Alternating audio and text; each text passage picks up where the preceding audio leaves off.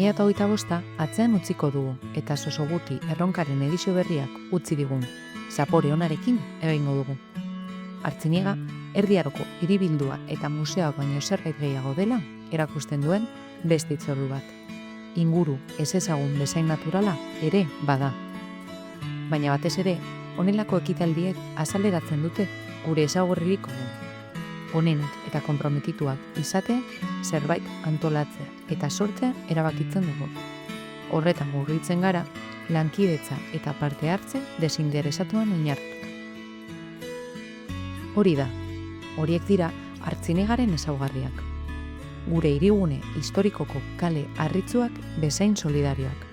Gure 100 urteko artearen adarrak bezain malguak eta presako ura bezain iraunkorrak. Amaitzear den urte honek, hainbat mugarri utzi dizkigu. Hala nola, kultura etxe berri baten irekiera.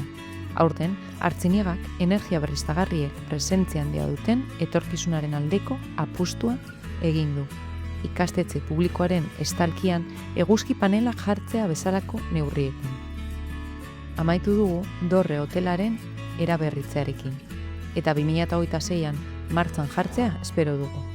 Artziniegan, etxe bizitza publikoak sustatzeko oinarriak ezarri ditugu. Hurrengo legegintzaldian errealitate bihur dadin. Aurten ere, gizarte ongizateko ordenantza bat onartu dugu. Sexu abusuen aurkako salaketa kalera atera da, eta Artziniega gero eta euskaldun baterantz bultzatzen gaituen lehen euskara lantaldea sortu da. Zaindu dezagun guztion artean, Artziniega. Jar dezagun denok pizka bat gure aldetik Artziniega gero eta herri hobea, biziagoa, garbiagoa, adeitzuagoa izan dadin. Beti esaten dugun bezala, Artziniega beti duzu zain, etzekoei eta ezagutu nahi gaituzten.